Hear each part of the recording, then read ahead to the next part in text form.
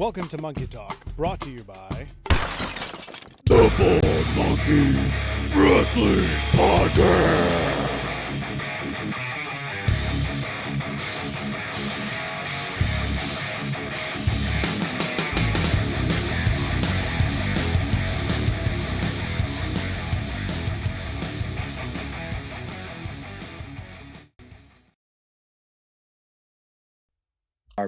Back. Here we are, back in action. Monkey Talk live on the Bald Monkeys Network. Would you believe it? The people who actually are part of the Bald Monkeys who started are actually on a show at the same time together my God. It's to have an insane. episode of Monkey Talk. Welcome back. Thanks everybody for being here. I'm Christopher. With me as always, the Captain. And Captain, who is with us tonight? Tonight, we have a very special guest. He is one of the co-owners of probably my top 2 favorite independent wrestling promotions out of Jeffersonville, Indiana. Paradigm Pro Wrestling's co-owner, Doug. Doug, welcome. What's up, guys? Thank you for having me. I really appreciate this opportunity.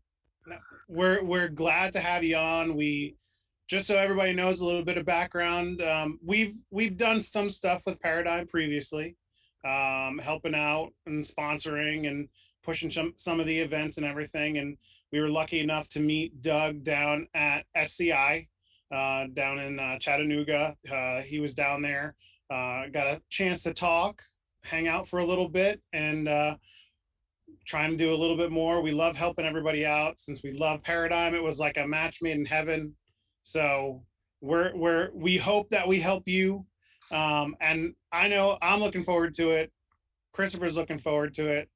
I hope you're looking forward to it. Oh, I'm stoked. I'm ready. I can't wait. So Definitely looking forward to it. Yeah, so thank you for joining everybody in the chat. Thank you guys for hanging out tonight. Thanks for coming back. We were here last night.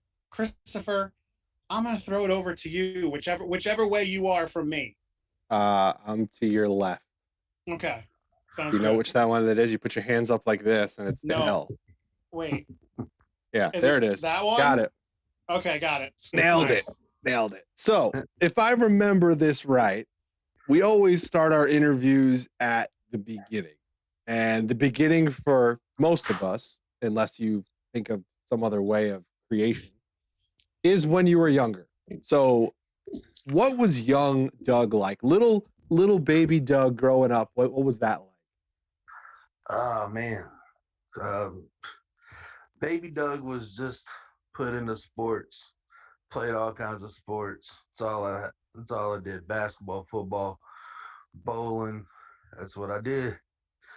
And then when it comes to wrestling, though, I grew up in Louisville, Kentucky. So the USWA and the Memphis territories, that was a normal route. Every Tuesday night, Louisville Gardens went to watch USWA, where a bunch of the stars from the early 90s went through. PG-13, The Rock as Flex Cabana, Jerry the King Lawler throwing fireballs on the Moondogs, the original Moondogs. So that's where my wrestling love started, was the Louisville Gardens.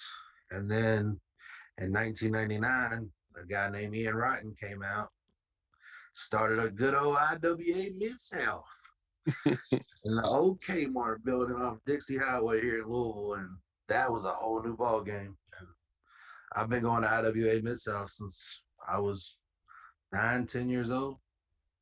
Oh. That's where wrestling started for me. So you mentioned bowling. I know that of all that stuff that you just said, Yeah. I grab onto bowling, and Yeah. I was a bit of a bowler myself. I was in a Sunday father-son league for a little while, and I did some other bowling. The captain did some bowling too. What is your high score in bowling? My house is a 300. Oh, No flipping way, really? Yeah, I was pretty good at bowling. damn. I was good enough in bowling that the United States flew me to China to bowl in a tournament. Wait. Okay. What? Forget about Okay, wrestling. We're talking about this. Yeah, let's go. Yeah. Story. Come on. When I was young, 15, 16 years old, I was heavy into bowling. Like, I played football in the fall, and I bowled every day other than that. Um, I ended up hooking up with this organization called People to People, which did youth sports ambassadors, and they selected me from, I don't know how, but somehow, some way, they contacted me and they flew me to China for 2 weeks to bowl in a Beijing Classic. Wow. And so at 15 years old, I got on a plane and flew all the way to Shanghai, China for a week, and then Beijing, China to compete in a Junior Olympics sports ambassador tournament. That's amazing. And okay, That's so awesome. how did you do? Yeah, that was the next question. I came in 18th of 68. That's Respectable. yeah. Like that. Yeah. That's excellent. That's top third, right? That's great. Yeah, like it was wild. That's incredible. What a random story that I did not Yeah. ever think we would get into tonight. Yeah. Right. Yeah. Never did I say that. I did not see me boasting about going to China as a teenager coming out tonight. Hey. Dude, but it's one of the most memorable moments of my life. Like, I'm 31 now, but I can still remember moments of that trip vividly. Like, I got to walk on the Great Wall of China. Like, that's just dope. Like, I was gonna ask if you were able to like sightsee at all while you were there. yeah, we were actually there for 15 days, and since we were sports ambassadors, we also got to like learn a bunch of the culture over there, and like it was really cool because there was educational, plus there was like we didn't just go over there and just go to a bowling alley every day. Like, we actually got to explore, and it was fun. Like, That's awesome. I got to go to the Forbidden City and like see where their emperor and like The I whole wanna go army that in stone right there, right? Is that Yeah. is that it? Yep. the Tibian Square Yep. where like the dude laid in front of I stood right there. Like, it's fascinating. Like, I want to go back now well, not now because of Corona, but Yeah. like, Remember, not right now, but no, yeah. not right now. At some point. But I'd love to go back as an adult to just be able to absorb it even more. Because I mean, back then I knew it was wild that I was doing this, but now like I feel like I can just what I do know about the culture from what I learned when I was there. So like I would be able to appreciate it more. So, very important question coming through the chat right now. Vic wants to know, did you have a standard color bowling ball or something different, like an eyeball or a rose? No, all my balls were just I didn't have nothing special. Off the rack. Yeah, no. Solid colored, or did you have that cool like smoky look to the bowling ball? So Storm products is what I enjoyed throwing the most. Yep. And it's so weird that we're like connecting with bowling right now. I have my Storm bowling ball sitting in my closet right over here. Yeah, it's because now Storm balls have scent in them. All Storm bowling balls now have a smell to them. So the Storm Infusion had like this berry, and I loved the smell of the berry. So it was one of my favorite balls that like it still sits in my car because it makes my car smell good. Forget air fresheners. I got a bowling ball. Yeah. Yeah, I never like cared about what the color of the ball was. No. Okay. Long as it would give me strikes, I was okay with it. That's all that incredible. mattered. I never expected you to say 300 and us end up in China. So kudos to you. That's an amazing story. Appreciate it. All right, I guess we should talk about wrestling too. We'll bounce around. Who cares? Yeah. But I'm okay with it. You mentioned, Ian Rotten, you mentioned getting into, wrestling. So who did you look to as like your favorites in wrestling? You mentioned a few names before, but were they your favorites or just people you remember?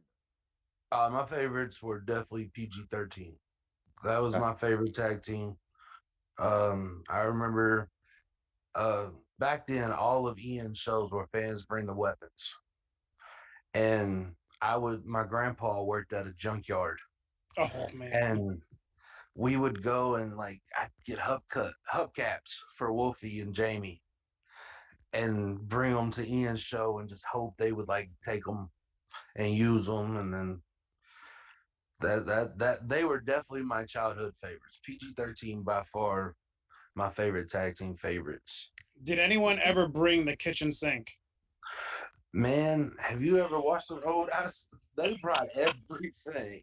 There was no limitations on what people would bring to them shows. Oh man. They was wild. Like But even as a kid, I remember just like just the brawls that would happen there. It's just insane.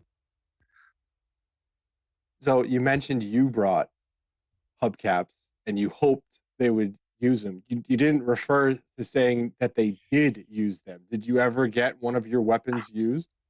Honestly, I can't think if I don't know if they did or not. Like I don't remember. You'd remember that, I feel like, though. I feel like you'd I be feel like, like I feel like I would, but like I do remember going to the junkyard and getting them.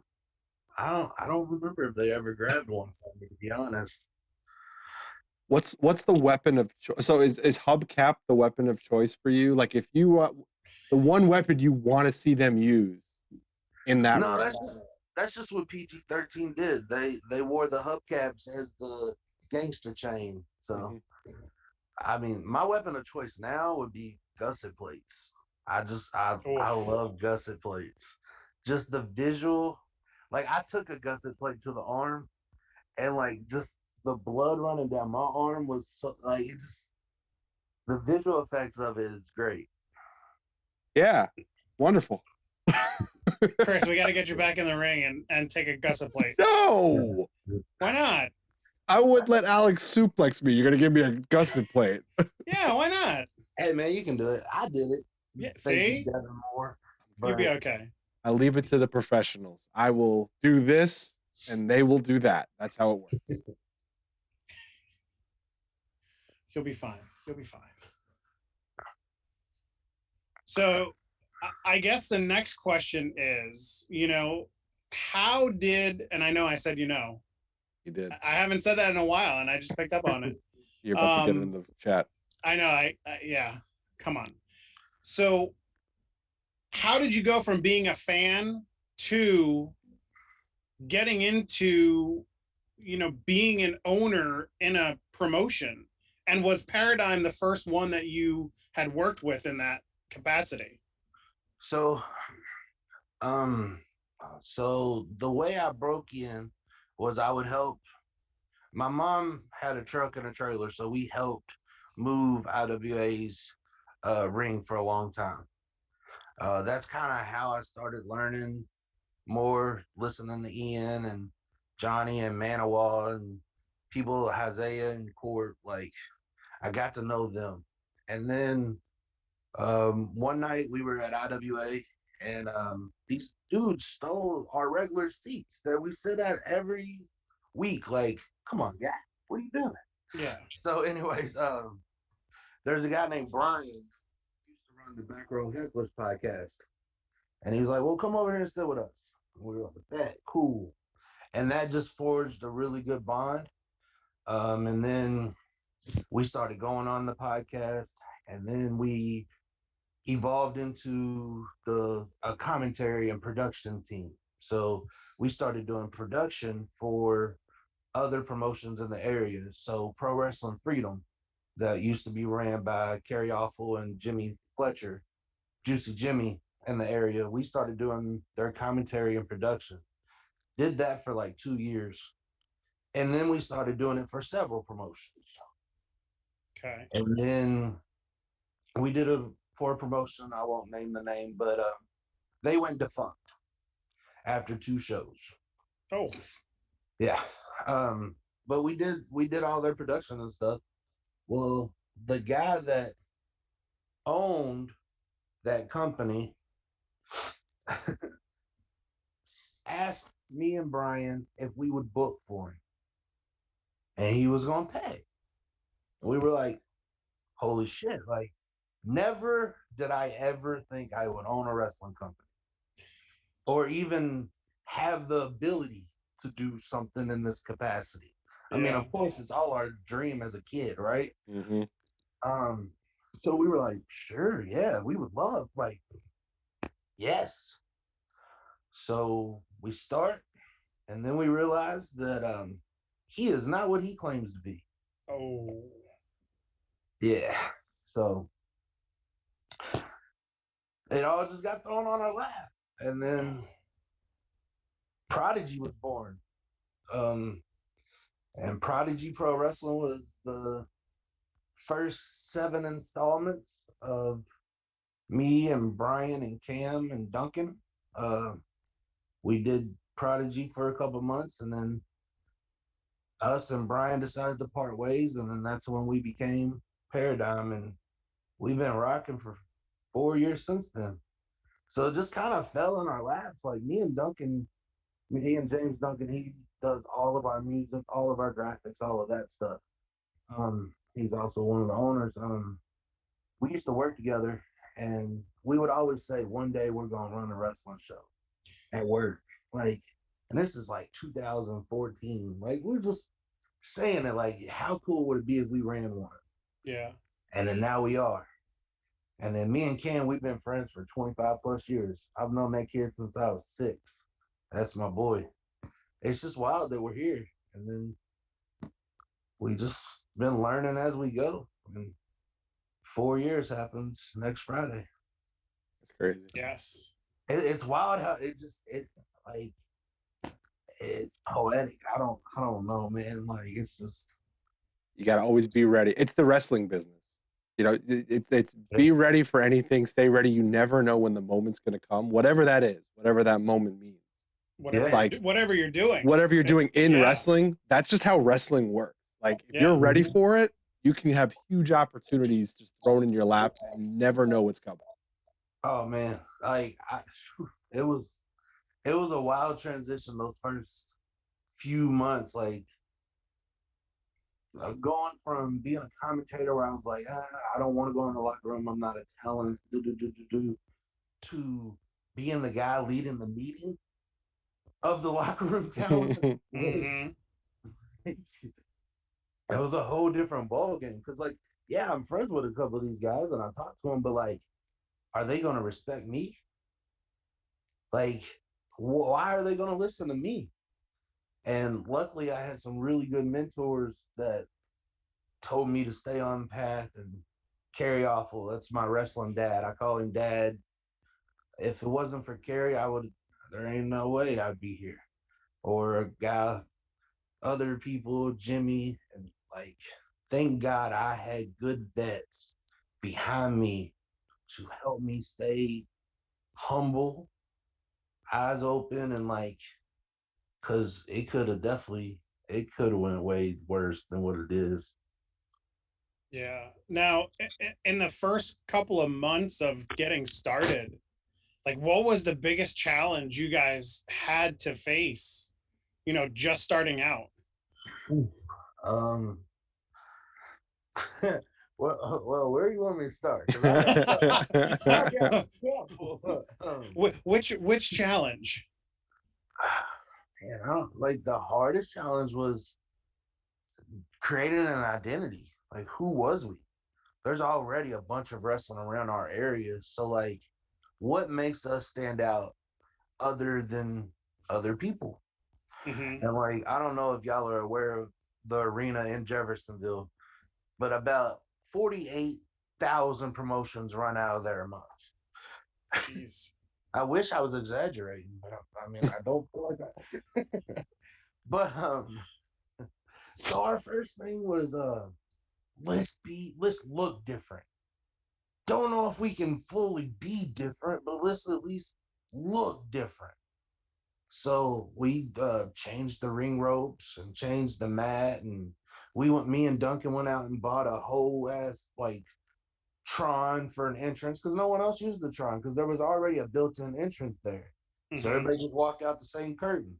So Mhm. we changed out the curtain. Like our biggest difference was to try not to be the other people in our area. And it's difficult, especially when like the area that you're in is the wrestling you grew up in. So that's what you know, Hmm. but you want to be different. And then my main goal for actually agreeing to start wrestling was I wanted to provide a safe environment for the community to come and have fun. Because wrestling was my escape from reality when I like through my working years. Like when I went to wrestling for that 3 hours, my mind checked out. My bills, all that didn't matter no more because I Yeah. was able to just sit there and invest in what the story and the art that was being told. So my goal for my wrestling company is to provide that sanctuary for our people. And that's what we focused on was just creating the atmosphere. But and then other just the talent not knowing who we were. So like when we did reach out to talent, sometimes they wouldn't get back to us or they'd get back Mm. to us with a number that's not possible. And just trying to find a roster was rough. There was a lot of obstacles. And then communication within, that was a thing. Gaining and I'm sure just starting up, gaining the trust of the wrestlers coming in was probably a big thing too, Oh, as well. 100%. That's why I will sing the praises of Carrie and Jimmy, Isaiah and Corp.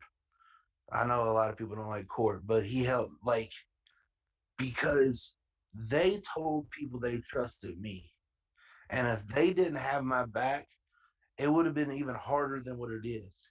Because I did struggle. A lot of people, like when I would come in and tell them a story that I wanted to portray, they'd be like, yeah, but like, why? Why? And I'm like, uh, because I said so. Like, Yeah. I hired you. Like, isn't this how this works? No, it's not.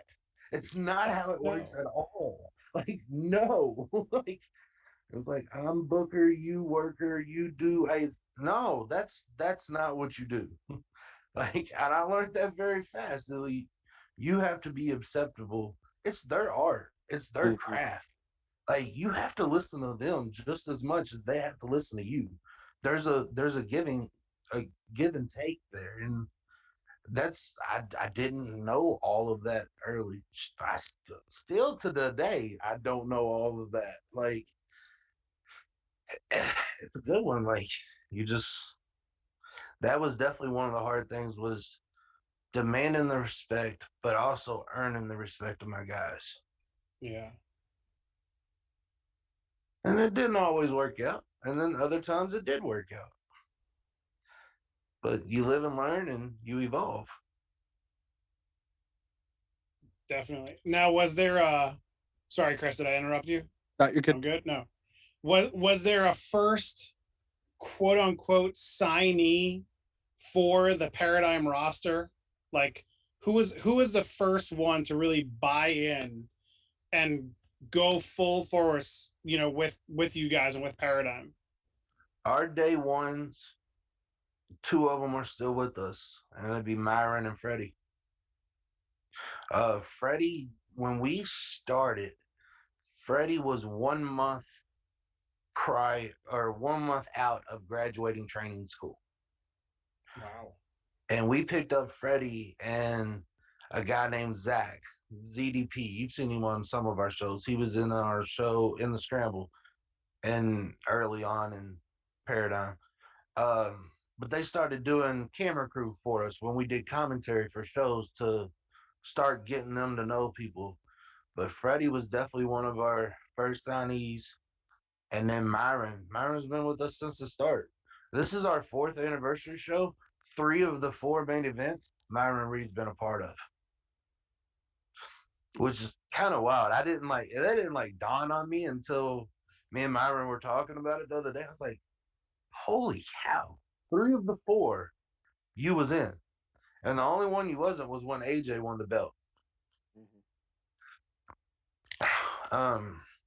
But yeah, them 2 guys are definitely like they are our day ones.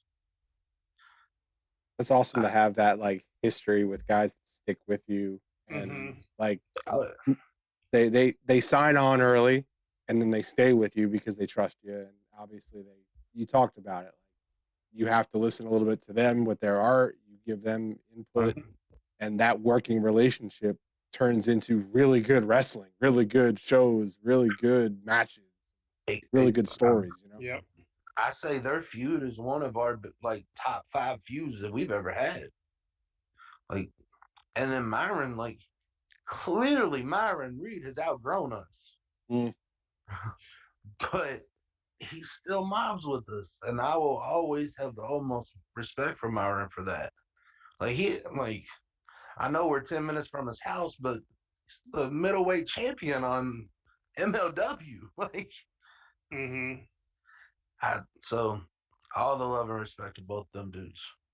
And there's others. I mean, when we first started, like Corey Storm was a very big person in our that helped us, and Corey was with us the first 2 years, and then Myron sent him away on a loser leaves paradigm, and me and Corey cried in the middle of the ring because Corey helped me a lot when we started, and there's, I mean, there's been several guys that's helped us a lot, even in the last year. Suge, like I have the I I don't know how this COVID year would have went without Suge. Suge has helped me a lot because I can just write Suge at 3 o'clock in the morning randomly and be like, man, I hate wrestling.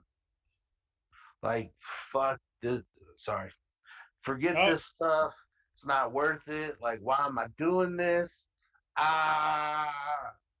And then Sugar reminds me why the hell I do this, who I do this for. And like, he's a really good emotional supporter. And he is so smart. Oh my God. He is so smart in the business. And like, just opening my eyes to other options than what I think people want. And then he's like, yo, but what about this? And I'm like, oh, how would they even think that? But that'd be amazing if they did. Like, so I give a lot of credit to the people that I've made connections with, the reason why we're still where we're at. So it's interesting you mentioned some of the guys like did camera work or working other areas of the Mm-hmm. promotion. How many times do you see guys like that work their way up in a promotion like Paradigm, like kind of put their time in behind a camera, helping set up the ring? Like, how big is that in the wrestling business to do those things? It's huge, man. If you're a young inspiring wrestler, that's how you do it. Like honestly, like that's the only way to get into Paradigm right now. Unless you make some other type of like connection with me, Cam, or Gary, unless you are coming to our shows and you're helping unload the ring and set up the ring and like being in our face at shows, it's really hard to get on. Like Miles. Miles came to our shows for over a year and a half and never touched the ring. And then finally, it was like, look, man, I seen you. I know you've been killing it. I got you. Just give me 2 more months. And Miles was like, I love you, brother. And I'm like, how? I've never paid you a dime. I've literally overlooked you time and time again. So then it was like, now I'm the idiot. Stop. Give this kid his fucking, give him his flowers. Give him his platform. And then now he's doing great. Mm-hmm. Um, we got a bunch of other young kids that are about to hit the scene very soon that have been coming time and time again. I'll give it to the WW4 kids, the AR Fox kids. They're amazing. They will come, they will carpool to our shows and bust their ass for us. So you're gonna see a huge influence of Fox kids on our show lately. That's how Alex got on it. Mm-hmm. That's how Bobby's Flacco's starting to get more. Bobby's about to be a player in Paradigm. Just because I love Bobby. It's about to happen. And then there's other kids like Merrick Donovan and even Big Ron Bass rode up here on his own dime for no hook. Like he didn't have to do that. Dude lives in Florida. Yep. It's a stroke. And then that's just it's huge, man. Like paying your dues, it goes a long way because it shows the promoters that you care about the promotion. And if you care about PPW, then PPW can care about you. And that's how we get better wrestling. Because then there's emotion involved, and emotion is wrestling. You've created this word of mouth within the locker room, within the roster, that you said, like, I didn't pay a dime to Miles. Why does he feel like he owes, he's got me, he loves me? Because you've built this culture of Paradigm where everybody's just like, I know I'll get my shot. They recognize good talent. I respect them. They respect us. And my shot will come. I just have to be here and put in my time. And that, like, word of mouth and that culture is pretty damn rare in old school wrestling. It really is this new school idea of wrestling, which is really cool to see. I mean, I want everyone to feel welcome, and I just want us all to mob and put on good shows. That's all I care about, man. Just entertain the people, have fun while we do it, celebrate the bullshit, and keep it pushing. You mentioned Bobby. You mentioned a few others. Who didn't you mention that maybe nobody's talking about that we should be keeping our eye out for? I know on the Blue Brand side, Conley, that kid's gonna be a star. Austin Conley is next level.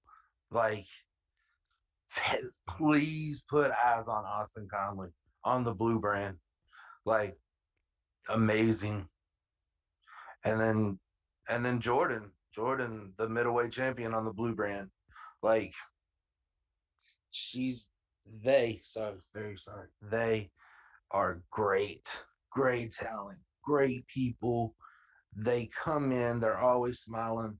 They travel far away to our show, and they deliver every single time. But those are two people on the Blue Brand. Red Brand, that you haven't seen them yet. Nope. We have plans, and I don't want to spoil it because we're not here to spoil. We like scoops, but we're not here to spoil. One person I will say that you should keep an eye on is Kai. He's gonna have a big impact soon. If he didn't have COVID during No Hook, he'd be on another level already. But unfortunately, COVID, because when he finally gets his slot, because he's another one that's traveled to our show for a long time that just we haven't had the opening for him to do him yet. And as soon as we finally find that window, I don't know when it's coming, but I know we want it to come. We keep saying it's coming. When we let that kid loose, it's going to be next level. I love the buildup. I love it's like we know we're going to do it. We just don't know when. We don't even know when. It's coming. Well, dude, and I wish like that was just me like being the book. No, I don't know when it's coming. Like right now, like me and Cam talked earlier. I was like, bro, when are we gonna do a show? And he was like, well, we should do tapings in November. And I'm like, you're right. Cool. So we have a certain carload that we want to book. And we're going to base the tapings around this carload. And I was like, when are they available? And he was like, the only time they're available is November 6th. And I was like, Cam, my baby's coming on November 10th. Oh, I don't want to do a wrestling taping in that week. Like, that's just not gonna work. Nah. So I mean, we don't even have a date. And we don't we think we were gonna run maybe first week of December. But like other than that, we don't know. Like we don't know. And just there's so many moving parts in wrestling that like it's really hard. Like I'll plan a 6-month feud. And for everything to work in that 6 months, nobody gets sick, nobody get injured. Like Nobody for gets all signed. Nobody get. nobody gets sick. yeah. Man, that one, right? Like nobody gets signed because I feel like, gosh, it's like we'll start building someone and then here they are. Pluck. There they go. Hey guys, like remember when you were supposed to like do this and this and this?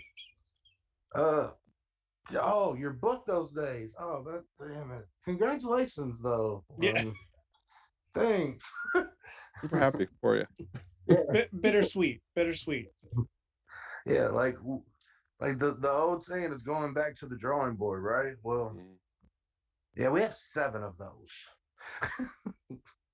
Hypothetically, because you go back to the drawing board, you try to do it again, and then it's, oh, that didn't work either. Drawing board number 2. And I mean, there for a while before COVID, we were running monthly. So like moving pieces are fast. Like even today, I had a talent contact me about 12 o'clock. It's like, hey man, I don't think I'm gonna be able to make it. It's like, darn, okay. Plotted this whole thing of how we were gonna fix it. And then at 3 o'clock, he hits me back. Oh no, I'm definitely gonna make it. Oh, cool. So everything that me and Cam just discussed, awesome. We get to throw it out the window and go back to the original plan. Save that for later. Yeah. But honestly, that's part of the fun of it, though, man. It does keep you on your toes. Like, yeah, we might run monthly, even bi-weekly, but it's a job. But I love it. I'm still here.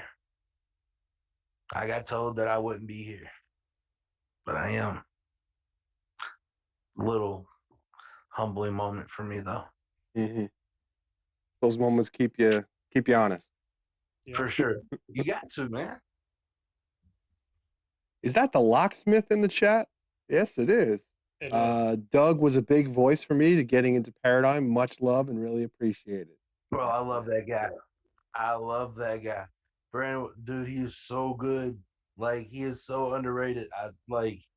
I'd be screaming at Gary to give him more plates at the table. He'll get If it. Gary don't, then Red Brand's gonna have to. Yep. He'll get it. Somebody's gonna give it to Mhm. him. And I can't even pinpoint why I love Brandon so much, but for some reason, for me, he's got it. Like, I don't know why. Like, I couldn't tell you why. I mean, he's great technically, obviously. Like, we all know his attributes. But like, for some reason, he that dude's cool. That's why they call it, right? It's not a thing. They just call it. Yeah, like, Yeah. I hope he continues to grow. I know he's got a lot of good people down south to help him, and I hope he continues to grow. Yep, definitely. All right, so this is a really good question and something that we were talking a little bit about in the green room. But Vic wants to know, besides buying tickets and merch, retweeting, etc., what are something fans can do to help the promotion that we wouldn't think of? Man, besides buy tickets. Please buy tickets first. Yes, please. I know it's besides that. Please buy tickets. That's kind of number one, really. We need to know that the show is something everybody wants to see. So, my main thing is word of mouth. Get off social media, because not everyone sees social media, and then with the algorithms now, it don't help us no more, man. It No. literally, like, especially Facebook. Facebook is strictly against running a business. The algorithms and all that, it doesn't help us. Just word of mouth. Tell your friends. Tell your cousin. Tell your cousin how much fun you had. Like that. I mean, other than that, I don't know. Like, I've seen a lot of street crews coming back up lately. I know Action's got one of those. They got a street crew. Putting up Shout out to Chris G, posters and where they get the posters out. It's a bit old school, right? flyers. Like that's yes, the new way to do it. Go back to the old school way go, of yeah. advertising and marketing. I would like. We've been saying it for a while. Like, that's what we gotta do. We just gotta hit these streets, hang these flyers, and then it's like, man, we got jobs. Like, that is something that we struggle on. So yeah, if you're a local fan and you want to hang a flyer for me, please hit me up. My There you go. door is always open. I'm a supervisor at work. My door stays open. You can always come in and talk to me. Well, guess what? In real life, same thing. I'm accessible on all social medias. If you want to help us hang a flyer, we can work out ticket deals. We can work out merch deals. We can do for sure. There you go, Vic. Whether it be you or anybody else listening to this, Yeah. hit Doug up. You might be able to get yourself some free wrestling tickets. Just go help put up some flyers in your local area and get some more people to the show. I mean, it's win-win. You get a show with more fans. You get to watch free wrestling. I mean, you can't beat that. Yeah, and I mean, and this has nothing to do with me making money. I can promise you this: Doug Votal is never gonna make a penny, ever. I will never put $1 of wrestling money in my pocket. Any type of money that I make is going to go to Paradigm. That's it. So, like, just it ain't about the money, but the more people that are there, the better the atmosphere. And the better the atmosphere, the better the stories, the better the environment. And that's when we can create magic. That's all it. Let's group tickets. We can do group tickets. We can. I just need asses in the seats. It's not about the money to us. What We what the ran a what free. what the man is saying is get your ass to Jeffersonville and watch these shows in person. Yeah, like, I love iwtv and all, but in person's way better. I promise. I agree. Yeah, I agree. agreed. All right, I want to get out of the ring. I want to get out of wrestling business. I want to push it to the side for a second. Not quite bowling or walking on the wall in China, but you mentioned bowling is obviously something that we're big into. We like to talk about what people do outside of the wrestling ring as a hobby or something that's not wrestling related. A lot of wrestlers we find always go to like the gym or something that has to do with wrestling entirely. But we want a specific hobby or something you do that is completely outside of I have a gambling problem.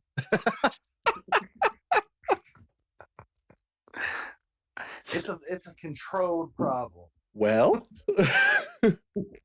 what sort of gambling are we talking about, Doug? Anything, bro. I love just betting on stuff, whether it be the horses or whether it be going to the casino or just playing poker. I love playing poker. And like I never lose big money. Like, my bills always get paid, my family's taken care of before I gamble. That's why I say it's controlled gambling problem. Cause like, I'm definitely addicted to gambling, but I also know what I'm allowed to use. Mm-hmm. Like, so, but I really like playing cards. I love poker nights. Just everybody come over, throw $10 on the pot, and play cards for about 3 hours. Uh, that would be besides, and then work. Work is I love. It's awkward. I love going to work. One of the few, Doug. One of the few. As I complain that I have to go in tonight on my off night. Yeah. Yeah, as we talked about earlier, I don't want to go in tonight. I'm off today, but obviously I have to go in. But other than that, man, I play Xbox and I just chill. I'm not really a What's the Xbox game of choice? Madden. I'm terrible at shooting games. I am a sports jock. Like I am the proto definition of sports. I love sports, all sports, basketball, football, not so much baseball, but I like it during October and just because that's when it actually matters. That 160 before that, I boring to me. Too many games. It's I, just I so much. yeah, I am terrible at Madden. I broke my Madden controller years ago, and Just one? I will not. No, not just one. More than one. But I will not play that game ever again. I wanna start getting better at shooting games. Like I need to focus on like some Call of Duty and stuff I'm because terrible I've at those learned, too. huh? I'm terrible at those too. Me too. Like I can't do them. So, but like a bunch of the guys play them, like Cole and Bass and our commentary team will hop on and they'll just be talking away and playing. And I'm like, I want to be a part of y'all's cool people. Like, I want friends too. Like, well, y'all want to play with me? Peace. I suck, but like, I want to talk. I want to hang out. Well, that's what they're doing it for, right? They're doing it for the trash talking and the hanging out. And Yeah. it's less the game. The game is just a way. It's like a Yeah. Agreed. Yeah. yeah. It's just a way for them to have time to bash each other and smack Mm-hmm. talk each other. Yep. 100%. All right, But so yeah. let's get on the road. I think the road stories are next. I think that's the next piece of the puzzle. think I don't so. know. We can talk about anything, but We got plenty to talk about. I just want to know, like, this is the thing. This man has gone all the way to China. So if you've traveled as far as China, you have to have some interesting travel stories. Hanging out with the boys, trying to get in on the games and trying to talk shit with each other. There's got to be some interesting travel stories. I know you're doing your Paradigm is your local promotion and you're doing it from your area, but I know you travel. I know you've gone to other shows. I know you've traveled to other Yeah. places. Is there any interesting travel stories you can share with us that won't get you canceled? Man, there's one. It's funny, and if he does watch this podcast, which I know he probably will, just because he's going to watch this podcast just so he can critique me and yell at me about saying something wrong, because it's going to happen. And I'm talking about Mouse, um, Billy Starks' dad. I don't know if he's watching now, and if he is, I bet he's like, I know he ain't gonna tell this story. So I have traveled a lot, and I've traveled a bunch with Mouse. Me and Mouse used to get on the road a bunch. We used to go down to NGW in Knoxville. We went St. Louis Anarchy. We used to go to Sup every time they had a show. Um, but this one particular show back in 2018, it was NGI2 is what it was. The Rejects were a surprise at GCW, and me and Mouse got tasked with driving the Rejects, which is interesting all in itself. Love them guys too. Reed and John, great, but they are terrible on the road. Reed a little bit better than John. John will immediately fall asleep on you, no matter what, in the front seat. But so now, we're driving up there, and I drove all the way there. All right, got to the show, and we were hidden off in like this little office because they were not supposed to be there. Blah blah blah. Show happened. Great show. Kudos, Brett. All that good stuff. So on the way home, so I hadn't slept because we drove straight there, watched the show, then we went to eat at White Castle's, and then I was awake because we just ate White Castle's, and I was like, "Hey, Mouse, let me get this first stretch on the way back, and then I'm gonna die because like I hadn't slept.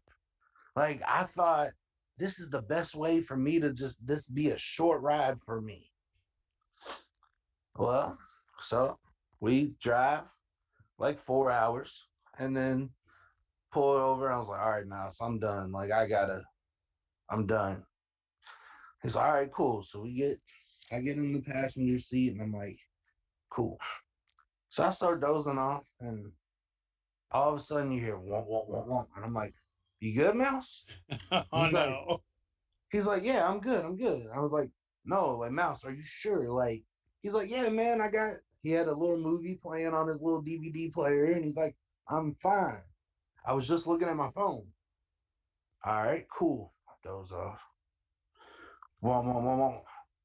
He's like, oh, my bad. That time I actually dozed off. And I was like, Mouse, are you good to drive or not? Like, what in the hell? He's like, dog, just stop. Like, stop. You're overreacting. I'm like, am I? So I doze back off, and I say it's like 40 minutes, and all of a sudden it's wah, wah, wah, wah, wah, wah, wah, wah, wah, wah. I fucking wake up, and I feel like I can touch the guardrail. I'm Oh, like, yes! And like I grab the steering wheel, put us back in the damn highway. Mouse tried to kill me. Mouse tried to kill me.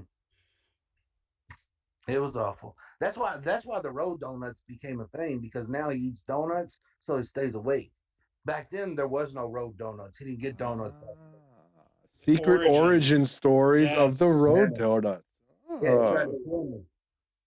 I'll never let him live it down. Every time I go to that man's house, I speak of that story, and he's like, "You got to let it go." It was like 3 years ago. I'm not. It was my life, Mouse.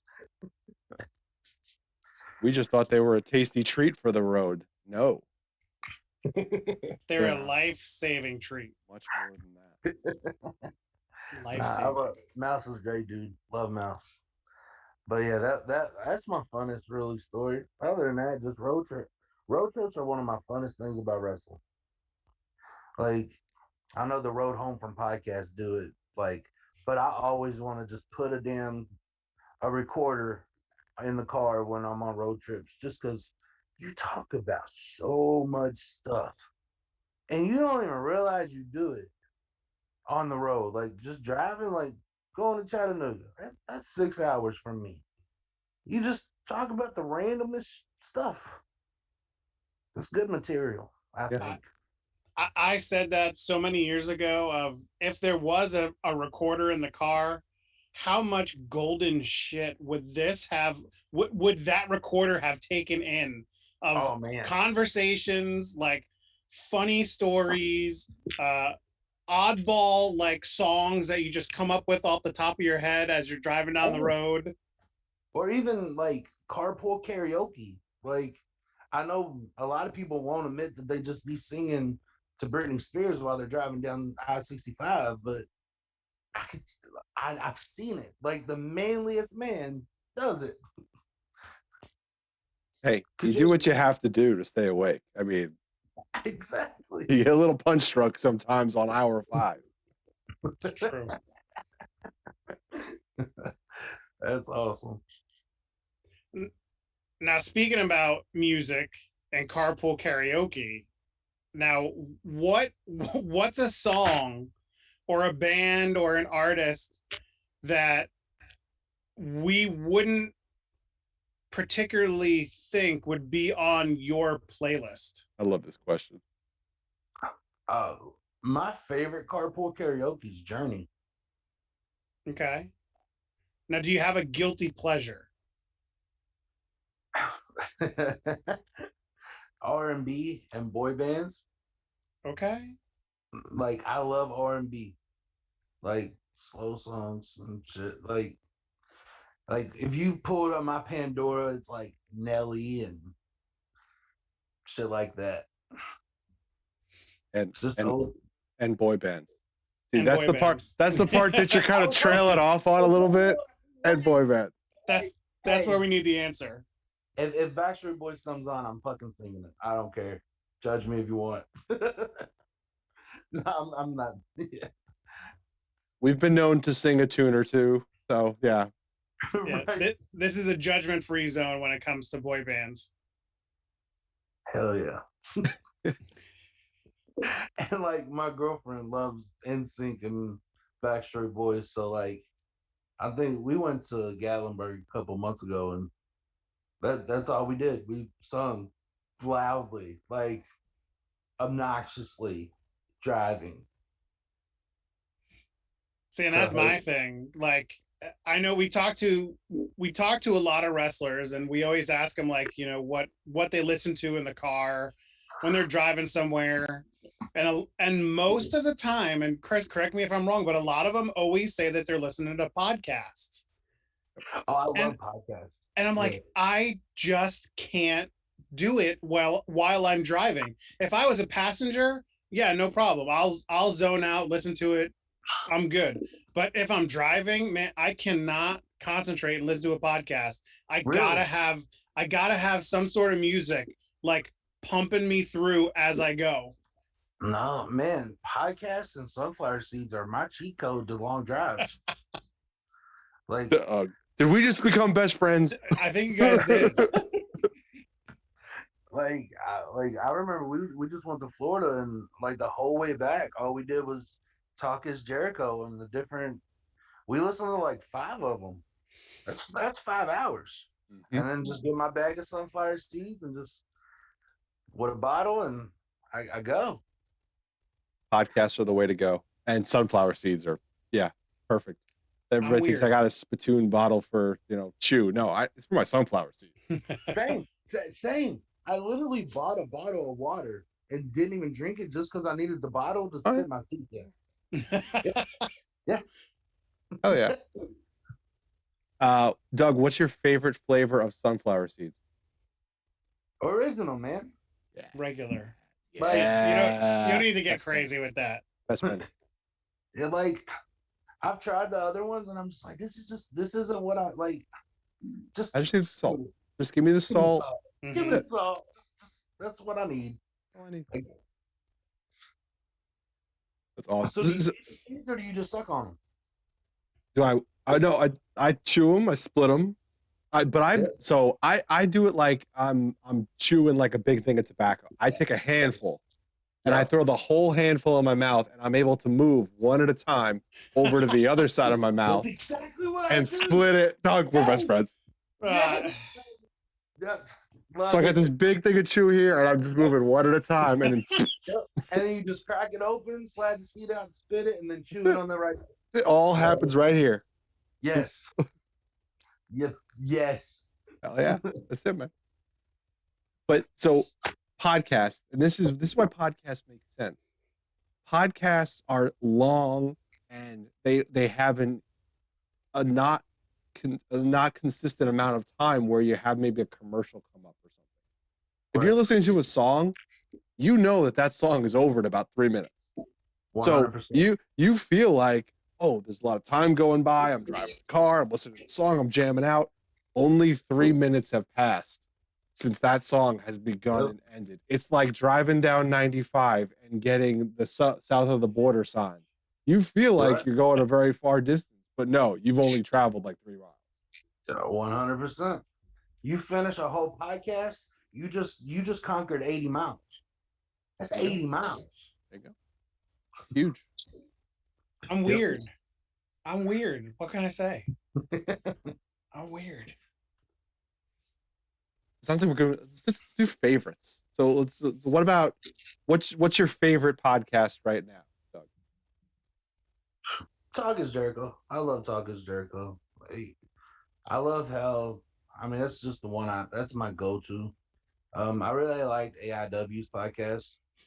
I used to listen to that a bunch.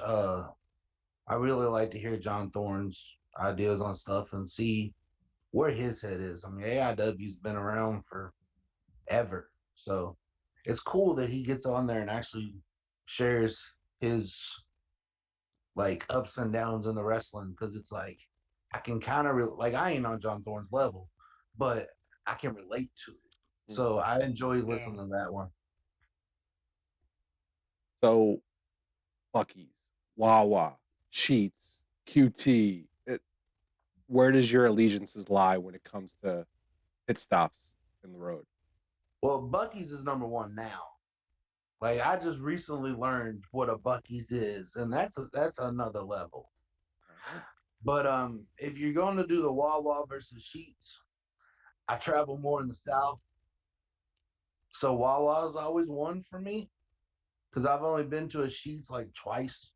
I've been to a Wawa's like 20 times. Yeah. So Wawa's was my guy. Unfortunately, in the Midwest where I'm at, we ain't got none of that crap. You got Circle K. Yeah, you're right. Speedway Cafe. No, no, it's heartbreaking. Like, Yeah. we ain't even got a cookout in my area. That's a shame. We don't have cookouts in PA either. Oh, dude, you Like, guys I can't suffer. go get some like cheap ass quesadilla, and like With a side of a corn dog. right, like. So every time I go to Tennessee, it's like I'm going to cookout. Like I don't care. I'm going to cookout. But that's one of that's another rule I have about road trips and stuff. If I go somewhere out of town, I refuse to eat anywhere that I can eat in Louisville. If I go out of town, the last thing I'm doing is going to a McDonald's or a Burt. Like, no, I can get that at home. I'm going somewhere that I can't go. Yep. Because like, then that's part of the experience to me. Definitely. Yeah, it's experiencing not only the area, but the cuisine of the area, even if it is just fast food. For sure. Yeah, we And did like- that when we were in Chattanooga. We were trying to find places in Chattanooga that we went to did we go to a Korean barbecue place? Korean barbecue place. Yeah. I mean, we went to cookout because I had never been to one. Val had never been to one, maybe. Val or Carla, yep. Yeah, but I was astonished by the fact that you could get a 2 corn dog meal and then get 2 corn dogs as your side. So you could have 4 corn dogs in one meal. For $7. Yeah. It's amazing. I like that. Corn dogs. PA, get on it. We need a cookout here. Right. Let's get it. What's the most interesting thing you've ever eaten on the road? Oh, I don't know. Like, I don't mess with that interesting stuff. Yeah. Nothing. I'm sorry to be a bad guest on this one. No. That's fine. I don't think I've ever ate anything out of the ordinary. Okay. No gator, no weird like fish, no weird animal like a deer or something like that. Like when I was in China, I ate rhino. What? Yeah, they had rhino meat. Is that illegal? I guess not over there. I don't know. My heart like literally just broke. Like the captain likes rhinos a lot, so So another fun. This is way off topic, but another funny story. So like I told you, I traveled with Mouth a bunch, right? So we went to NGW with up in Knoxville, Tennessee. Mm. Really fun promotion. Like the atmosphere there. Have y'all ever been there? No. I highly recommend going to Next Gen Wrestling. Like, if you all can get there, please do. That atmosphere is untouched by anywhere that I've ever been. It is so fun. It's bizarro world. Hell yeah. It is so crazy there. And like, look them up on Twitter and you can see their cards and you're just like, oh, their cards are spectacular. Oh my Jesus. Like but anyways, root of the story. So go with Mouse. And on this show, there's they had JTG and Shad, RIP, Ultimo Dragon, Jeff Jarrett, bunch of people on the card, right? So and Sonny Uno was there with Ultimo Dragon. So we're in the back. Ultimo Dragon walks in, maskless by the way, I'm speechless. I'm like, oh my God, that's Ultimo Dragon. Like, and he's in sweatpants and a blazer, like just chilling. So obviously, me and Mouse let them come in. They sit down, and then we go to shake their hands because, like, holy shit, I'm about to shake Ultimo Dragon's hand. Like, oh my god. So Sonny Uno asks his Mouse is his name, or Mouse introduces himself like, "Hey, I'm Mouse. I'm a photographer. If you could please allow me to get promos," because back then Mouse was just trying to build a portfolio. And Sonny Uno goes, "Your name Mouse? So does that mean you a Rhino?" And I didn't know what to do, but Sonny Uno called me a Rhino, and like I was lost my stuff. I was like, that is one of the most memorable moments in wrestling I'll ever have. Because Sonny Uno called me a fat ass Rhino. It was great. You said yes, right? Like you were like, yeah. Yeah, oh yes. I was like, oh yeah, definitely Rhino. Yep. Granted, like I was upset because I wish you would have said gorilla, because I have a gorilla tattoo on my arm. So like, hey, a gorilla is my favorite animal, and I was like, damn, but I'll take Rhino. Like, just there's a funny story. When Sonny That is Ono funny. calls you a Rhino, you just nod and go, yes, sir. Yeah. Yep. Exactly. And I was like, can you get a selfie with the Rhino? Oh man. That's awesome. yeah. We love random stories. We love random segues, and it seems like Mouse plays a big part in a couple of those you have. Yeah. Mouse is an interesting character, Bull. I love that guy though. But yeah, I think that's the weirdest thing I've ever eaten was Rhino. That's weirder than anything I've ever eaten. So you win. Yeah. You went from no, sorry, I haven't really eaten anything To weird to Rhino. I ate a rhino. Yeah. So what's we talked about the food aspect of traveling and everything. So what's the drink of choice as you're driving? I'm from Kentucky, man. Bourbon. Oh, you're What? talking about While you're Why driving. Whoa. Are Oh, you my sure God. that you weren't driving and Mouse was in the passenger seat when you were going over the rumble strips? I've heard about road beers, but that's a new one. Oh man, my bad. No, while I'm driving, I bang. I like bangs, and then sweet tea. That would be my drink of choice. What's the best sweet tea? The best sweet tea, one with a lot of sugar in it. When you're in the South, it's all good. I mean, they're using this simple syrup. They're making good sweet tea. You're good. I think when you get out of the South is when it gets a little tricky, and it's like, this ain't sweet tea. This is just brisk. This ain't right. People be hating on brisk, but like I like brisk. I do too. And it's only 99 cents for a liter. So like yeah, it's cheap. brisk is solid. Like I can't get over the weird after carbonation thing that it's got going on. Like I think since it's so cheap, I just accept it. I'm like, it's okay. It's good enough. It's 99 cents. I'll take it. It's like you accepted that Jolt had 17 times more caffeine because it was that cheap back then too. Jolt. Shit. Exactly. Don't mess with Jolt. You know what I was talking about the other day? This is random. Now I'm gonna go random. Remember Clear Pepsi? Yes. Oh yes, blue Pepsi, clear. Why? Pepsi. No. Clear. Let's just stick with Clear Pepsi. Clear. Coke had Clear, right? Also, they might have done Clear, but I specifically remember Clear Pepsi because I'm a Pepsi guy anyway. Why don't they bring back Clear Pepsi? Like, is this some conspiracy with the dentists out there? Because it's not good for you to have all these like brown sodas and stuff. It's not good for your teeth. So obviously that helps you go to the dentist more. I want my Clear Pepsi so I can drink all the soda I want and not have to worry about staining my teeth. And people are asking for it too. Like me.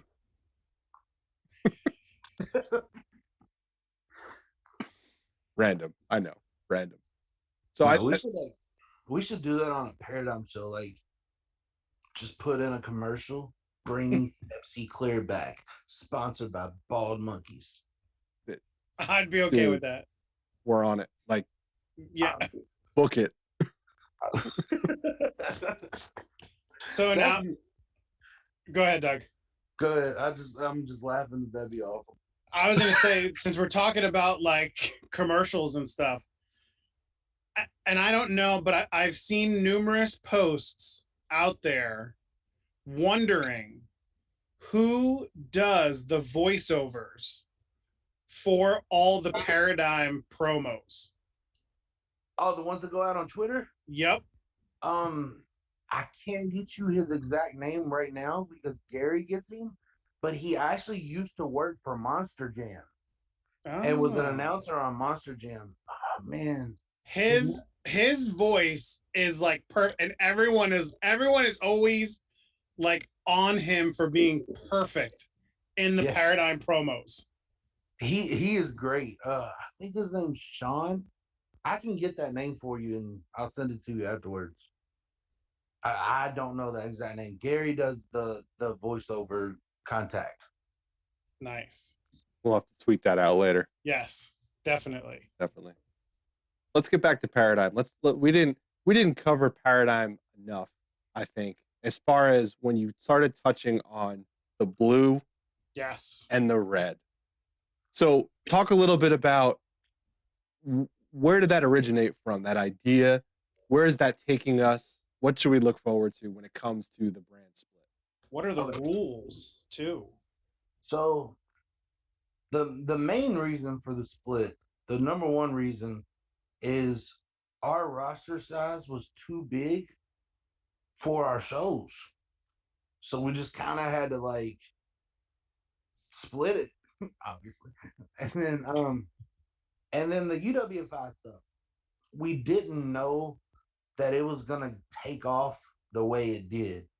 Like when we planned the UWFI Grand Prix 2 years ago, which I will give credit all to Gary. Like Gary is the UWFI guy. And then me and Cam and Duncan and Jordan do the red brand. But we just thought it was going to be a annual show. We didn't know that people were going to want this shoot style wrestling so much and enjoy it so much. And so and then just basically it was our roster size. So we were just like, we seen the success that ICW's having with Pit Fighter and No Holds Barred, and I was like, I mean, let's copy Danny. Let's do the same thing Danny's doing, and let's split it up and make it two different entities, two different brands. That way, UWFI is getting its own platform to shine on its own light. Where when we were doing the co-branded shows, we'd have a comedy match and then a UWFI brawl, and then we go into a super high-flying crazy match. And I was like, man, the roller coaster we're putting on the people might be too much. So let's give each brand their own spotlights, because I think we can do better collectively by the brand split. And plus, it just, with all of our roster size of people that we want to continue to book, there's just too many. Mm-hmm. That's why a lot of shows you see are 14 and 15 matches, because it's like, hell yeah, man, I booked 8 matches. And then you're like, yeah, but where's Ron Mathis? Ah, shit. Well, we can't not book Ron. Shooter Ronnie. You can't not book Ronnie the Shooter, like whichever you prefer. Like, add another match. Yeah, you gotta put him in there, man. Or it's just, so that was the main consensus of the brand split. You asked about the rules of the brand split. You're a PPW roster member. You're on both rosters. You can fluctuate to both, but your win losses matter more on the blue brand. So, like, if you take a loss on the blue brand, you move down the ladder. Where red brand, if for some reason you're unfortunate that night, there's circumstances that could change where you are in standings. That would be the only rule. And then crossover matters. You're allowed to cross over. Like you're gonna see blue brand members wrestle on red brand and red brand members wrestle on blue brand. Like for example, like Hoodfoot. Hoodfoot can do both. Yeah. Hoodfoot's a star in his own right, and he's gonna be a star on both brands. And I wouldn't be shocked if one day he holds both brands titles. He's already been the heavy hitters title. And if I'd had to say, he's one of Myron's biggest threats to his title if he can retain against Suge on Friday. I mean, how do you not put Hoodfoot there? Mm-hmm. But then again, if you're talking about Hoodfoot, he's still worried about Billy. Mm-hmm. I mean, Billy Dixon paid his girl to tell him he sucks. Like, I'm scared for the day them two get in the same building, if it ever happens. It would be an interesting confrontation. Interesting might not be the right word. I think I'm using that Yeah. wrong. No, there's a lot of words we put there, and I'd be scared for people's safety. All right, so we got the split. We got a little bit of an explanation. We appreciate that. So let's talk about the show coming up. Let's talk about As the Rush Comes. And I love this. They know. They know. Because they know we here. It's an incredible double card. And I call it a double card because that's what it is. Standalone, each card is amazing. Yep. Mm-hmm. But you're telling me it's a double card show. Double feature, man. So when we originally planned this, back when we first decided, all right, this is when we're going to do our anniversary, all that, we were supposed to have an 8 p.m. slot and then a midnight slot and be joined with AWR and Val. And then unfortunately, venue issues and stuff like that happened. So when we planned this, it was going to be 2 whole separate shows, one night Paradigm. Hell yeah, let's go. And then unfortunately, time and other situations happened. And now we're just giving it all to you. I will say this is probably going to be the last time that we ever have both brands on one night. Our plan is to kind of separate the brands a little bit more after tonight, or after Friday. Friday is our initial. We are 2 brands. We are moving forward, and this is our. As much as it's like the conclusion of year 3, it's way more of the takeoff to year 4 than it is anything. Like this is truly a new beginning for us. Like we had our struggles in the beginning, then we went through COVID, and as much as I hate saying this, COVID helped Paradigm tremendously, and because everyone else shut down and we did tapings. So like people know about us because COVID. They didn't see little old Indy in Southern Indiana, but now they know who we are. And like I never wish COVID, but like thank you COVID. But like, and now that like COVID's kind of, well, it's not calming down, but the world is kind of ignoring it now. I'm really excited for what we got in store because it's so brand new. Like this is a new chapter for us. Like this is a whole new rebirth happening on Friday night. I'm so excited for the show because there's so much like story and depth into Friday night. Like on the red brand, you got Myron and Suge. Suge showed up to Paradigm out of nowhere and said, I go here now. Brother, you was Pineapple Pete 2 weeks ago. And now you go here? What? Not supposed to call him that. Not supposed to call him that. He can yell at me. I've seen him tombstone shiny shoes. That's right. But like he goes here now. That's a big deal. Yeah. That happened a year ago at the 3rd anniversary show, and now all of a sudden, Myron versus Suge for the belt. Like, sign me up. And then you got the tag belts, Awesome Odyssey. They've been with us since probably year 2. We helped them kids break into the business. Like I remember Cam used to pay their trans for them to go to the dub.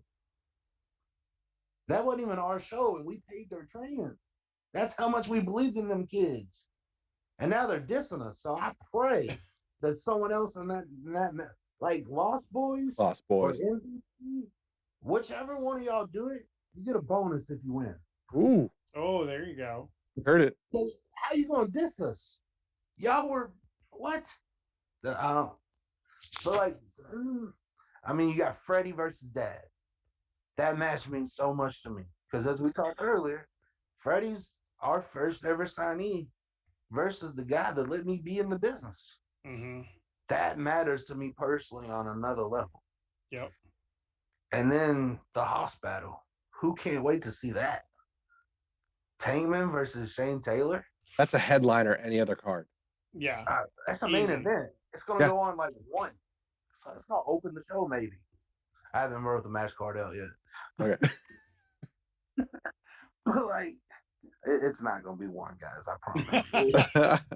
That's fine. But it main events. That main event's MLW. That main event's ROH. Yeah. Like that's a mid card match for us on this crazy stacked card. Mm-hmm. It blows my mind. Yeah. I cannot wait. I'm so excited. And then you got the blue brand stuff. Like, cause you gotta remember, I'm a fan first. Like, yeah, I'm in the business, but I still enjoy watching the shows. I'm a fan of wrestling. I love it. I cannot wait. And then blue brand, you just got a bunch of rematches. That was one of Gary's like plans was to go back and see all the good UWF matches he had and do it again. So you got the rematch with Akira and Yo-Yo. That one is going to be right good. And then like there's just a bunch of rematches, and then he's got Mikowski on the card, which that sells me a ticket right there. Just Weapon X is so good. Yep. Mikowski Bronner for the heavy hitters is it's gonna be a test for both guys in 2 different ways in that match. Yeah. It's gonna be good. The cicada, Freddy Hudson, Val's in the chat. Hey Val. The Hornet. They have a little bit of and then Davey Richards is on both shows. Yeah, he's on both shows. Yep. He's double booked there. And he's got tough matches both times. Cole Radrick and Austin Connolly. He could come in and go 0 for 2 for his debut in Paradigm. Easily. Yep. And you have Cole, former champion, just beat Daniel Garcia. Like he's on a roll right now on these like special attraction. Like Cole's like become like Paradigm's gatekeeper. Like you think you're a name, you come to Paradigm, cool, you get Cole Radrick. Yep. You beat Cole because he's our name. Ever since he lost the belt, that's kind of what he molded himself into. Is like, no, like, cool, Myra can carry the belt, but I'm going to carry the flag. And he's done a great job at it. And then Conley, I said he's one to watch. I think he's going to be the breakout star of year 4. One of them. I'm excited. Yeah, I mean that was just a piece of those 2 cards. That's the funny thing. Like you don't even touch on Derek Neal and Max Zero. You don't even touch on the match that we're sponsoring, which is Shane McCoy and Von England. Like there's so much. Jordan Blade and Janai Kai. You know, like there's so much going on these 2 cards. How are you just giving this away? Like that's my stance at this point. I'm looking at these 2 cards and I'm like, how do you book all these guys on the same night and not bring a huge, massive crowd of people? Because this is like WrestleMania worthy events. Yeah. Like you put a card together that's WrestleMania weekend worthy. Yep, I will say this. On our anniversary show, we swinging for the fences no matter what. And I that, but I mean you asked $1 million question. How can you not fill the venue with that? So get your tickets. Yes. Show Paradigm up. Pro Wrestling.com, or just hit Doug up, hand some flyers out, or hit us up. Hit us up. We'll connect you with some tickets. We'll figure it out. Maybe we'll just buy all the tickets, and we'll just have a bunch of bald monkeys in the crowd. Hey, there's ways. Listen, we can work out something. Hit us up. There we go. We'll have a private showing just for the bald monkeys. We'll buy all the tickets that are available. Hey, actually, there's no, like you just said that we need to talk. No, like we have an idea Really? when it comes to something like that. That's the after show that no one gets to see. Yeah. Sorry. Stay tuned, guys. I got lots of ideas. So the captain's always telling me to stop. Yes. So Val is explaining herself. So Freddy is the cicada to Val because he calls Val waffles instead of Val pancakes. So she calls him the cicada, Freddy Hudson. Versus the Hornet. Okay, gotcha. A little playful banter back and forth that they had from their interview and such. So I can arrange for Val to beat Freddy up. Oh, Val, we got you another match. We got you another match. So after the mittens match, we got Val versus Freddy Hudson. Booked. John Davis is gonna love to hear this one. Well, I mean, we could just make it a handicap match, and Val can pick someone, and they can just. I love watching Freddy get beat up. It's just great. Like Maybe we his could do first Freddy. in there with John Wayne Murdoch. Yeah. Like Freddy's first match was against John Wayne Murdoch and Reed Bentley. No. What? Just no. Like I'm just not getting in the ring with those guys. Why not?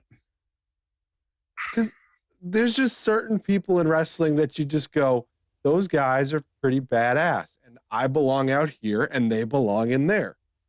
Facts. That's it. John Wayne Murdoch is like number one on that list. Oh yeah. Oh, Yeah.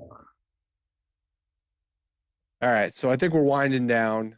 I think we've covered a lot. We covered what's going on. We covered the card. We covered where to get tickets. Obviously, go check those out if you're listening in. If you're listening back on video on demand and it's before the 15th, you still have time. Go get tickets. Go check it out, or obviously check it out on IWTV. And walk-ups are welcome. You're allowed to walk up to the door. If you're local, go out and watch some wrestling. Yeah, 100%. Yes. 100%. Like, go get out of your comfort zone. Period. Wrestling is getting out of your comfort zone. Go to a local event, whatever it is. Go watch some wrestling and support these people that are trying to. 100%. All right, we're down to it. Got a couple questions left. First, we started at the beginning. We went through a lot of stories. We went to China. We're back now. Went to China, ate some Rhino. We're back now.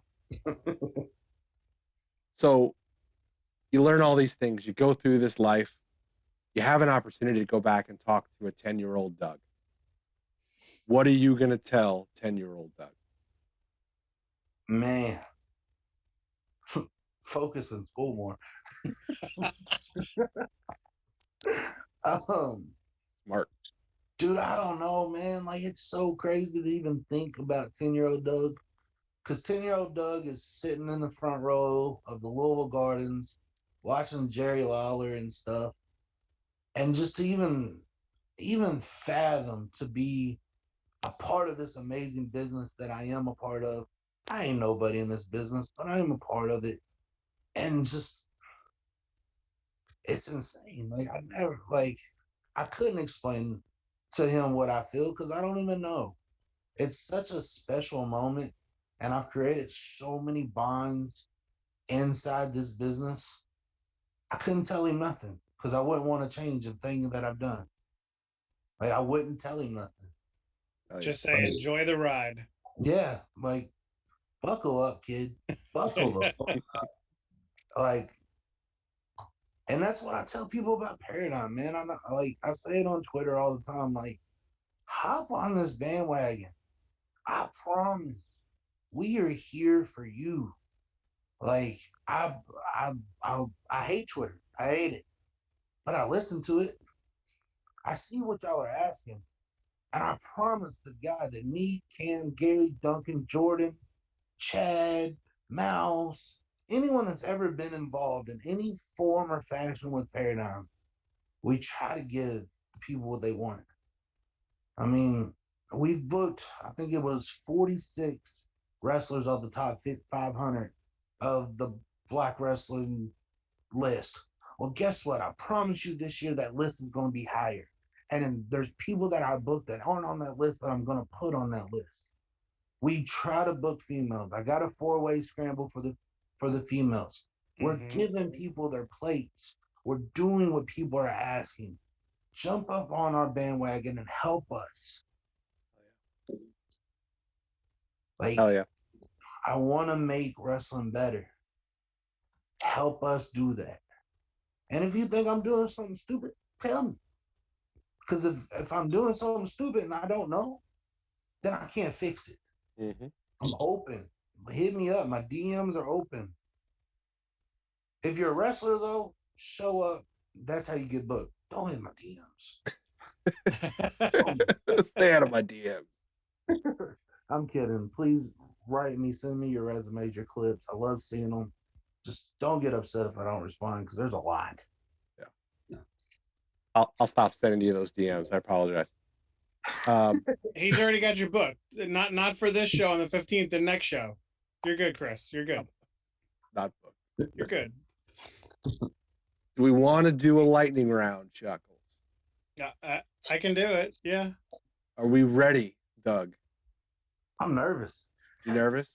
Okay. I'm going to do the intro for this. So we're going to play the intro, and here it is, the worst part of our show. 10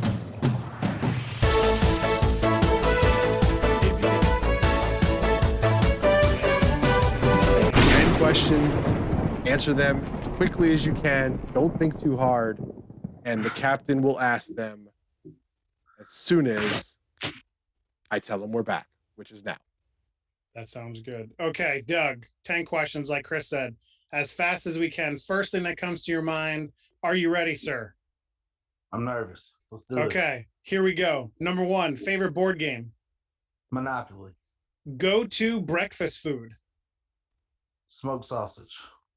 Movie that you never get tired of. Fast and Furious. Is the toilet paper roll over or under? Under. Yeah, under. I had to think about it. That is the wrong answer. Blue or black ink Black. for your pen? Okay. Right. Favorite animal? We touched on that before. So I'm going to give you a different one, and it's going to be favorite childhood movie. Shit. I don't know. I lost the lightning part of this. It's all right. Just spit out a movie. That's okay. Lion King. Okay. Worst injury you've had? I broke my back. Ooh. Other than wrestlers, who's the most famous person you've met? Walter Ray Williams. Cake or pie? Cake. And the last one, on a scale of 1 to 10, how good of a driver are you? 10. How good of a driver's mouse? Yeah, how good of a driver is Mouse on 1 to 10? 3. I thought it was going to be a 1. So there you go, Mouse. I've been told he's gotten better. Pretty good. Well, there you go. Doug, you survived the worst part of the interview, the lightning round. Awesome. Pretty terrible. Pretty terrible. All right, Chuckles. We're down to one question. Is it? Wait, that's it. It's just one question left. Just That's one. it. It's all that matters. So the whole interview could just be derailed by this one question, even though it semi got derailed with the over under of the toilet paper roll question. Yeah. We're halfway there. Okay, We're halfway there. there. We're halfway there. But this question. So in my defense of the toilet paper, I don't put it on the roll. I just set it on the sink. So I just have it like. So in my defense, right? Maybe Unrolled. You should have said unrolled. Right? Unrolled. I don't know. I'm just trying to save face here. Either way, we can overlook. I can overlook the toilet paper roll question if this question is answered correctly. And I'm not gonna do the around the bend and around the corner like Val does, but Doug, cookies, and we're talking about Oreo cookies. We're talking about two different types. The traditional Oreo cookie, just the regular single stuff, or the double stuff. Where does your Oreo cookie allegiance lie? Original. I knew you were going to be upset with me. My girlfriend's a double stuff, and I'm just like, Can you get her on the pod? Could we bring her on right now? Because we're just gonna delete this whole thing right now. I can bring her in here. The chat's ban him. The chat says we said don't do anything that's gonna cancel you. Single stuff. Doug, Yeah, very I'm disappointed in that. That is the wrong answer. I'm here for the cookie part, not the end, the inside. Like, I will say I have to dump it in milk though. Like, they're asking for you. Please come, please. Yes. I fucked up and ruined the whole stuff. Yeah. We deleted it all. It's all deleted. Look at my Dragon Ball Z stuff. I like that. Hey. I got a question for you. What's the question? Single stuff or double stuff Oreos? Double stuff. Thank you. Oh, You that's can stay. sweet. You could stay on the show. He is canceled. You could stay on the show. Oh. Yes. Yeah, I'm a fan of the cookie. So Doug, Vic in the chat would like to buy tickets from your girlfriend instead of you. That is fine. You can find her on Twitter too, and she will gladly sell you tickets. Go get her, please. Doug, even though we do not agree with your cookie choice, we do appreciate you coming on. We had a blast. It was a lot of fun. We've been scrolling it in the chat to go follow Paradigm and go follow you on Twitter. Where else would you like people to go find you, find Paradigm out there in social media? Paradigm, we're on Instagram. We're on Facebook, obviously, at Paradigm. That's pretty much, and then me, you can just look up my name. My hashtag on Twitter is at PatGeek75, and then Doug Votal and all that. So like, we're pretty. I don't think we're hard to find. We need you. Buckle up. Join our little train ride that we're on. Oh yeah. We appreciate you. Go buy tickets. Go check out Paradigm. All-star lineup. All-star lineup. Go to the show. Go take pictures of the show. Send them to me. I want to see them. Tag me in them. I wish I could go.